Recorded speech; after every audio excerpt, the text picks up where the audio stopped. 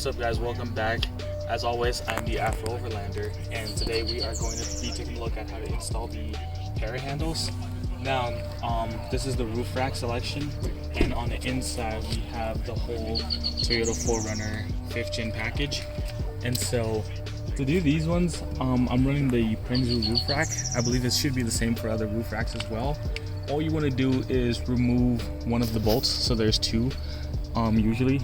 So you want to remove one of them, and then that will give you the ability to have the space. And what I did was I replaced the washer with this metal piece that comes on this handle, and then you can use the Prinzu roof rack drill to be able to put this back on. And so I did that all across here, and you can see these are very sturdy. And I use these a lot to like climb on top of the vehicle. So if I'm standing on the ground and I want to get to the tanks up there, just help myself up, use my key, open this up, and when I want to come back down, same thing. And over here, it gives me something to hold on to as I'm up here trying to get access to the top of the track, or even stand up for, you know, whatever reason. And so back here, we have all the tools that we're using. So you'll need the socket wrench, makes the interior setup go a lot faster, and for that you want to use a 10mm. And so this was something I had to use for the interior, because the way it was, the old Toyota handles ones were really flimsy, and I couldn't even weld those onto the car because of like fire and not enough welding space. So if you go to like Ace Hardware or something, you could probably find one of these. It has the same mechanism, and you can use that to pass a bolt through it like this.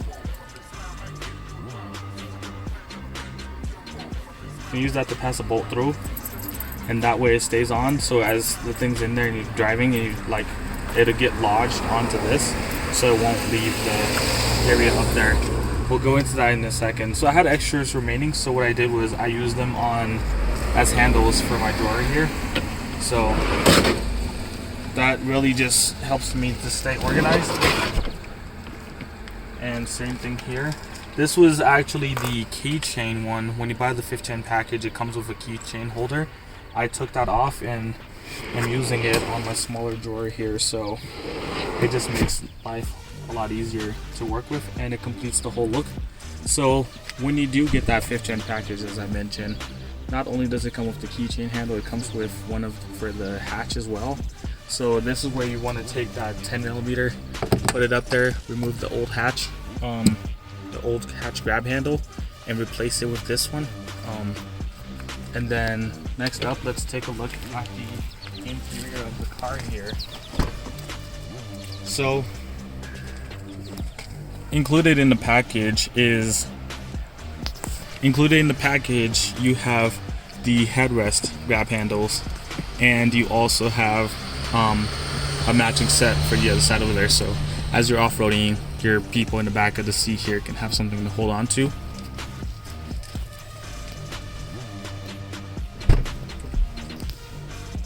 And lastly, we have one here, one over there, for all the 4 doors. We have 4 grab handles, and that little piece I mentioned here that I used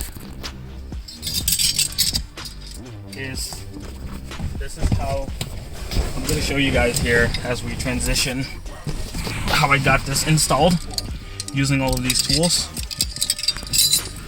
So I'm going to take this apart. So first, what you want to do is hold this sideways, so it looks like this typically. So I just turn it, place it in here. It's a little fidgeting, but yeah, so now it's rested in there. And so sometimes the reason I actually have this is because some of these holes aren't wide enough. I don't know what Toyota was doing, but I took this, grabbed the top portion up here, and clipped it.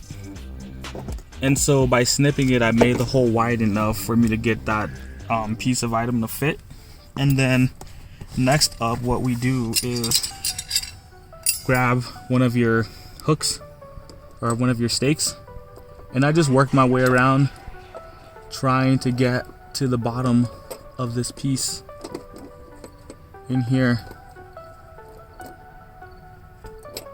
So we want to go until we get this from the bottom, and just like that. So you see how I have it, I have the stake on the bottom section over there.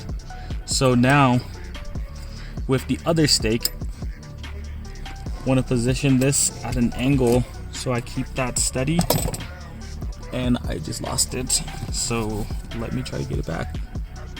You have to be very tedious and very careful how you do this, because if you're not careful enough, what will end up happening is it's gonna get lost somewhere in here. And what I do is, if it's over here, I would knock over here really hard, and it usually bounces back over here if you're lucky. So hopefully you're not driving and one of these is stuck somewhere in your car. So still fighting this thing.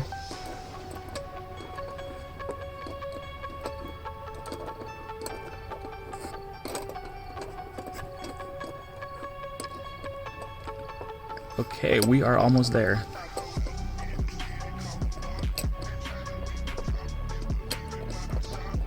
There we go. Just like that. So we got that on. Gonna put the stake, the second stake in the corner, holding that at an angle. And then now we want to take our bolt, pass it through the handle, and then now try to tighten this on. And hand tightening it first. And now I'm going to grab this guy, try to move it around. Something to take into consideration, I want this to cover that hole, so I think it's a good spot to move it. So I want it to be in that corner actually, so it can cover up the hole that we're working with over there. So you want to hold this tight over there, and then slowly but surely tighten this back on. And to do one of these, honestly, it could take you anywhere from like 30 minutes to an hour. Well, anywhere from maybe like 5 minutes to an hour. Depends on how lucky you get. It's a very huge frame, but it all depends on your patience and knowing how the final product will turn out. If that's something you want, I'm just trying to get this tight. If that's something you're interested in, then yep, can do that. And there we have it. Pretty tight. And I like these two because you can fold them that way, make this one straight, so it's out of the way and people won't hit their head as they're going out. Or they're ready, it's ready to go. So there we have it, folks. If you have any questions, make sure to hit me up on Instagram at the Afro Overlander, and I'll see you guys next time.